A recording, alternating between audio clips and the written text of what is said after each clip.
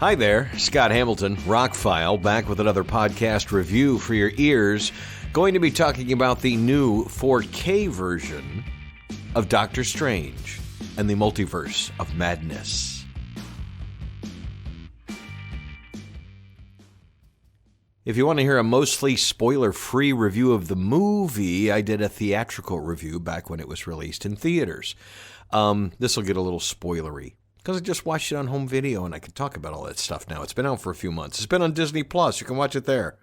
Anyway, what I noticed more in this time seeing the movie, and fairly fresh, and I mentioned this in the original review, this plays out a lot more like a Doctor Strange comic than the first movie did, although the first movie was very good. All the craziness, the chaotic nature of jumping through different dimensions and just some of the weird stuff that happens. A lot of people have attributed to Sam Raimi, but no, I think Sam Raimi was just executing Doctor Strange the way Doctor Strange should be executed. I have not read modern Doctor Strange comic books. I'm basing what I'm saying on, I grew up with Doctor Strange. I pretty much got into him very early on. He came out when I was a baby. But as I got into comics, I gravitated towards the dude that could do magic and go to different dimensions. It was more interesting than the rich playboy who was kind of drunk and a womanizer who wore a suit of armor. I've said before, I wasn't really into DC Universe. I was into Marvel, not really knowing the difference back then. Now it's kind of obvious. But anyway, so the short version is, should you pick this up on home video, and I'm all about picking things up, having a hard copy if you enjoy the movie. This was your cup of tea. This is a great home video presentation. I can highly recommend it, hands down. That's the short version. So the movie does play out more like a Doctor Strange comic originally did. You know the storyline it's carrying on from not only the last Spider-Man flick, but also the Wanda television series. As I said, we're going to get a little spoilery here.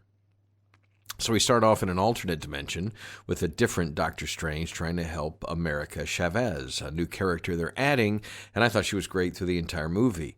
There's only one of her in the multiverse because she can travel easily through the multiverse without magic or special powers. That is her special power. She doesn't think she can control it, but by the end of the film, it's one of those kind of things. Funny how a little bit of this arc echoes in Thor Ragnarok, because I don't want to get into spoilers for another movie either, but anyway. As far as the home video presentation, there's been a lot made. Disney talked about making IMAX enhanced. Is that what they're calling it on Disney Plus streaming? I've watched a few of them. People are confusing enhanced for IMAX for IMAX. The new Jordan Peele movie, a lot of it in IMAX. Christopher Nolan uses IMAX cameras, films a lot in IMAX.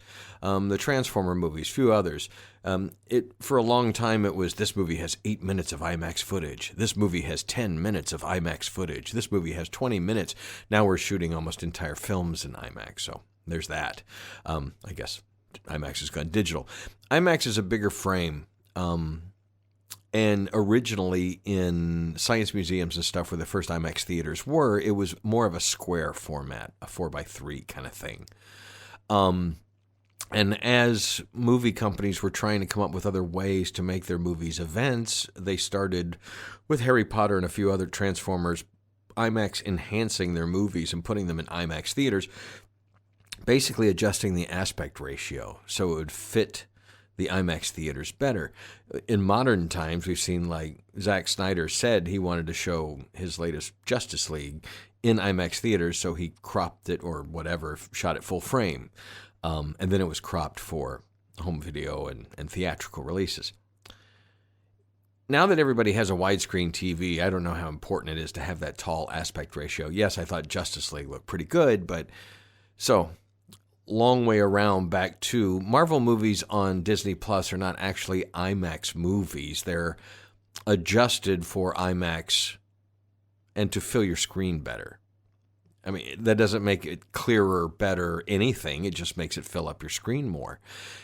to me, if the movie was originally shot wide, like 2.39 or something like that, and then you make it 1.78 or 1.85, well, you're cropping off parts of the ends there. How much you care about artistic intent as far as Marvel movies go is up to you.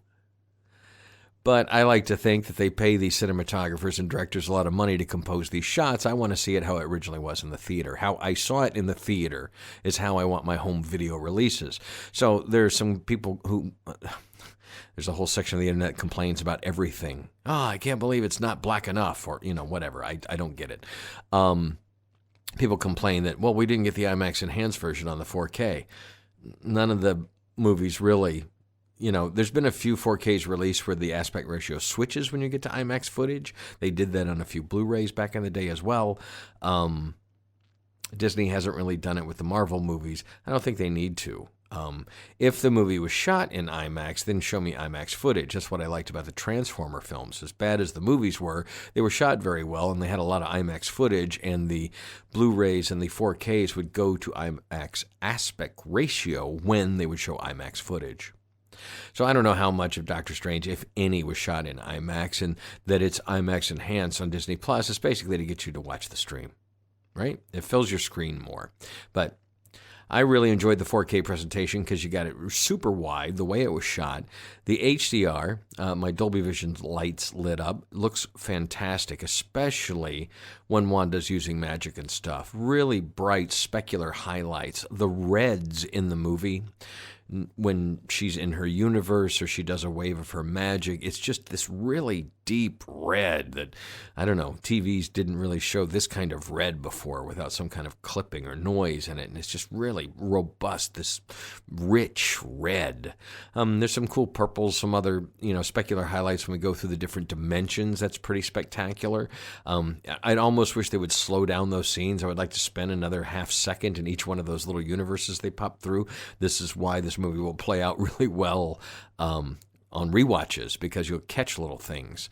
So I saw it in the theater, and I avoided watching it on Disney Plus. I popped it in a little bit and watched it in that aspect ratio so I could compare it to this 4K when it came out.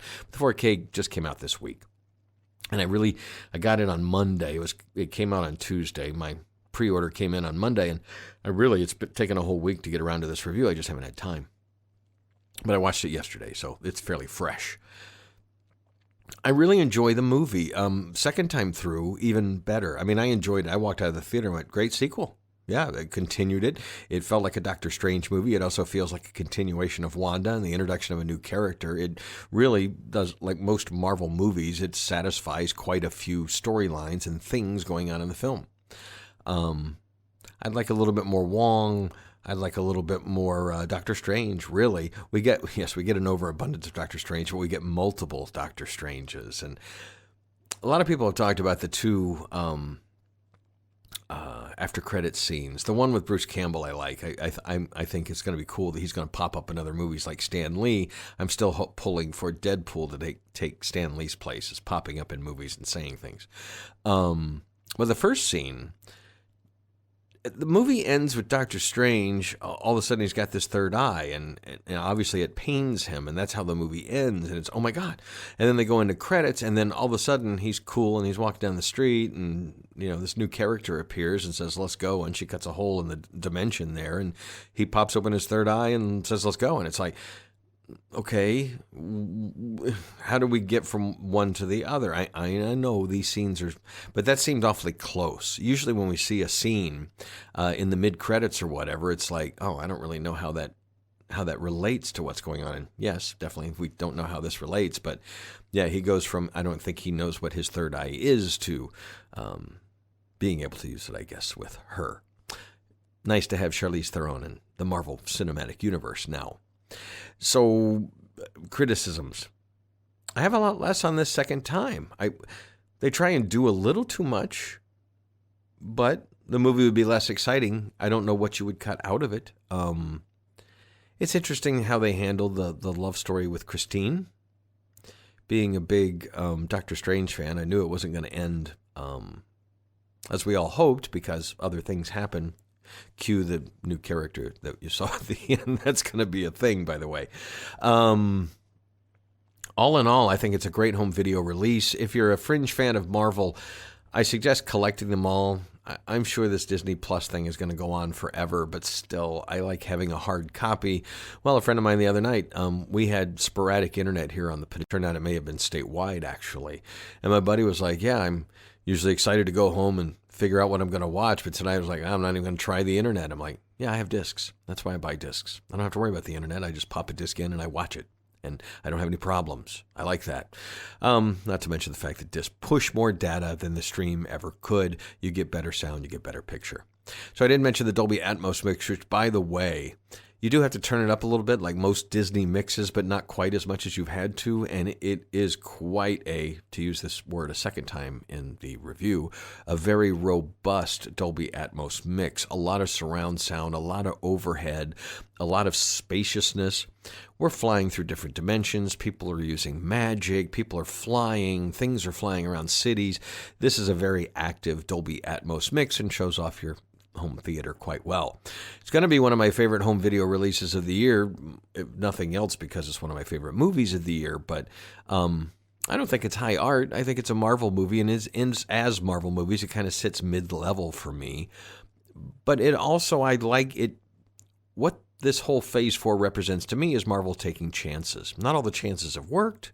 Eternals. I mean, watching Eternals the second and third time, liked it a lot better than I did the first time. Most critics didn't like it the first time. But some of what they're doing with the TV shows and some of what they're doing in the movies, they're trying some new things. Spider-Man knocked it out of the park. Thor's pretty close to knocking it out of the park. Doctor Strange pretty close to knocking it out of the park, and they're trying some different things. We can get a little bit darker. We can get a little bit weirder. I'm all about that. Do some original stuff. We're going to have some stuff for kids. We've got Ms. Marvel going on in Disney Plus right now, so that's fine. There's no reason why the Marvel Universe can't be varied. So many people have complained, all the movies are alike. Now that they're not, we're getting complaints that, well, it was too weird. It was too this. Well, what do you want? You want them to all be cookie cutter, or you want them to take some chances to do some different things? Ballsy to pick up Sam Raimi to do a Doctor Strange. I thought he'd be a perfect choice, and he was. So the movie for me gets about a 4 out of 5. I wouldn't say it's a perfect Doctor Strange movie. We spent a lot of time with Wanda. Not really what I bought a ticket for, but I thought it was well done. But overall, it felt more like a Doctor Strange comic book than the previous movie or any of his other appearances in the other movies. Doctor Strange and the Multiverse of Madness definitely should be on your shelf if you own other Marvel movies. This one's going to be integral into the events of what's going on in this particular part of the Marvel Cinematic Universe. And we all know that we're building towards Doctor Strange leading the Avengers. I think that's where it's headed. That's what happens in the comic books when Iron Man's not around. So we'll see what happens. But 2 thumbs up for this home video release. I'm glad it's in the collection of my having all of the Marvel movies on Steelbook. So far, so good. Please, Best Buy, put up that Thor pre-order so I can get that out of the way and not have to worry about it. Scott Hamilton, I'm ROCKFILE. My links are below. Thank you so much for taking time out of your day and listening to this podcast. Have a spectacular one.